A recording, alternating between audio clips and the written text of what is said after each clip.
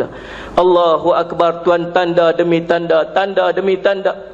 Bayangkan Dajjal turun di tempat kita, tuan-tuan. Dajjal ni sangat-sangat mudah kita kenali. Ada tanda di dahi, kafara, matanya buta sebelah. Dia manusia biasa. Dajjal ini seorang manusia biasa. Dia makhluk manusia macam kita. Kita boleh kenal dia, semua orang kenal dia. Kalaulah Dajjal datang sini dengan tulis kafara di dahinya, dengan subhanallah matanya buta sebelah, adakah kita nak ikut dia? Nak ikut dia tak? Tak. Kita tak akan ikut dia. Kita kata sebab kita kenal dia. Tapi Nabi kata tak. Ramai orang akan ikut dia. Yang paling banyak ikut dia ialah orang perempuan. Sehingga seorang lelaki terpaksa ikat anak dan isterinya, orang yang dia kasih, sebab mereka semua nak ikut Dajjal. Tuan-tuan, subhanallah, bayangkan pada ketika itu kita dalam kelaparan yang teramat sangat. Hidup kita sangat susah. Elektrik tak ada, handphone tak boleh pakai, kereta ada saja tak boleh pakai sebab tak boleh nak pam minyak. Hidup kita sangat susah, tak ada orang kerja sebagainya. Tiba-tiba turun Dajjal. Dengar Dajjal sampai dah, subhanallah, dekat Tok Keramat. Sampai dah Dajjal dekat Datuk Keramat. Orang Datuk Keramat tak mau terima dia.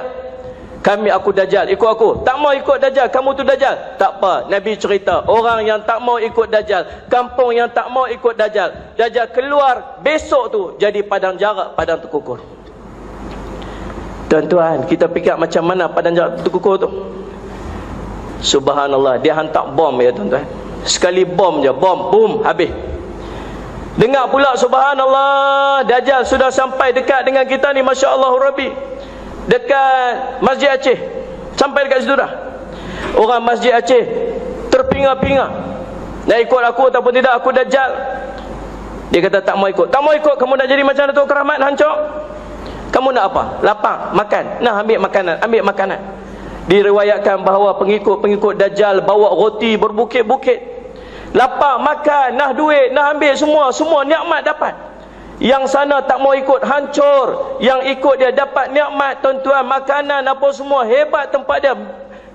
Lembu-lembu, binatang ternak, gemuk-gemuk. Tiba-tiba kita dengar yang Dajjal sudah sampai, nak sampai dekat Jalan Perak, nak sampai dekat tempat kita ni. Tuan-tuan, kita bermesyuarat agaknya waktu tu, apa keputusan kita? Ni Dajjal nak sampai ni, macam mana ni, kita nak buat apa ni? Ada kata apa? Jangan ikut, tengok Tok Keramat apa jadi. Kita kena, kalau kita ikut ni, tengok ni nikmat depa semua dapat. Waktu tu akan ada orang yang angkat tangan kata apa? Kita darurat sekarang ni, kita darurat, kita ikut Dajjal. Tuan-tuan, subhanallah, bayangkan waktu tu kita berada pada waktu tu, subhanallah, tuan-tuan, fitnah yang cukup besar, fitnah Dajjal, ujian yang cukup hebat, ujian Dajjal. Sebab tu para sahabat cukup takut untuk berada pada zaman ni. Para sahabat minta jangan sampai pada zaman ni. Allah dah pilih kita untuk duduk pada zaman ni, tuan-tuan. Tanda demi tanda, tanda demi tanda, kita takut kita berada pada zaman kemunculan Dajjal. Oleh yang demikian, tuan-tuan, ulama dah berpesan kepada kita, subhanallah, ulama di Tarim berpesan kepada kita, banyakkan membaca surah Al-Kahfi. Baca surah Al-Kahfi, dan Dajjal akan turun, kata Nabi SAW, pada ketika mimbar khutbah sudah tidak lagi bercakap tentang Dajjal. Berapa lama tuan-tuan hidup duduk di sini, berapa kali tuan-tuan dengar khutbah ni bercakap tentang Dajjal? Tak pernah ada. Sekarang tuan-tuan sekalian, subhanallah, Dajjal akan turun pada ketika Dajjal sudah tidak dibicarakan di mimbar-mimbar. Tuan-tuan yang dirahmati Allah sekalian, yang pertama, bagaimana yang perlu kita buat? Yang pertama, banyakkan membaca surah Al-Kahfi. 10 ayat awal surah Al-Kahfi dan 2 ayat akhir surah Al-Kahfi jadikan amalan seharian. Yang kedua, subhanallah, tuan-tuan, banyakkan berdoa, Allahumma inna na'udzubika min azabi jahannam, wa min azabil qabr, wa min fitnatil mahya wal mamat, wa min fitnatil masihid dajjal. Yang ketiga, tuan-tuan, lazimkanlah tuan-tuan untuk hadir ke majlis ilmu. Nabi sebut, man yuridillahu bi khairan yufaqihu fid din. Kalau Allah nak kepada ni keselamatan di dunia, keselamatan di akhiratnya, keselamatan waktu hidup di dunia, dijauhkan daripada fitnah Dajjal dan sebagainya, yufaqihu fid din, Allah akan bagi dia faham urusan agama dia. Nak faham urusan agama, tak boleh duduk di rumah, tuan-tuan. Nak faham urusan agama, tak boleh nak gelak kah tengok maharaja lawak. Nak faham urusan agama, tak boleh duduk depan TV tengok kilauan emas. Nak faham urusan agama, mai duduk di majlis-majlis ilmu. Saya minta tuan-tuan, Setiap hari yang kita peruntukkan untuk dunia sepanjang hari, ambil sikit bainal maghrib wal isya, di antara maghrib dan isyak tu untuk hadir duduk mengaji sekejap sebagai bekal. Nanti kita kembali bertemu dengan Allah. Mudah-mudahan dengan sedikit bekal ni Allah selamatkan kita di dunia dan di akhirat daripada fitnah yang macam ni. Tuan-tuan yang dirahmati sekalian, ambil sikit masa, jangan terlalu sombong dengan Allah atas nikmat yang setiap hari Allah bagi pada kita. Bainal maghrib wal isya tak dapat setiap minggu pun tuan-tuan, dapat 3 hari dalam seminggu pun jadilah. Ambil di antara maghrib dan isyak, mai duduk mengaji sikit. Mudah-mudahan Allah selamatkan kita daripada fitnah Dajjal dan fitnah-fitnah yang berlaku sekarang ni, yang tak mampu, yang sangat susah untuk kita bendung. Tuan-tuan, jangan sampai nanti bangkit di depan Allah dalam keadaan menyesal sebab tak tahu apa-apa.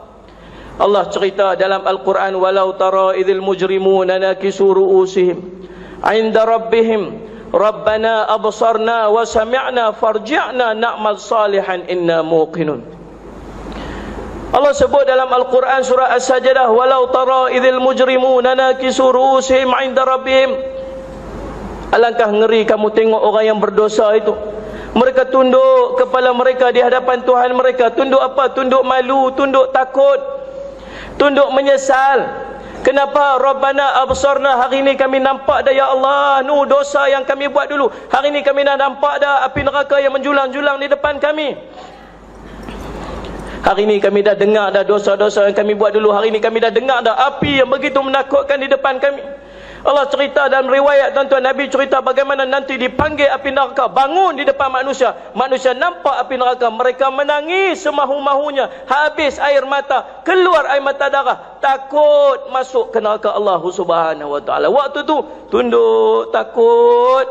Farji'na na'mal salihan, ya Allah, hantar aku balik pergi dunia saat aku nak buat amal soleh. Kenapa? Inna muqinun, hari ni aku yakinlah. Dulu tak yakin, dengar saja tuan-tuan. Subhanallah. Jangan sampai menyesal macam tu, macam diceritakan oleh Allah dalam Al-Quran.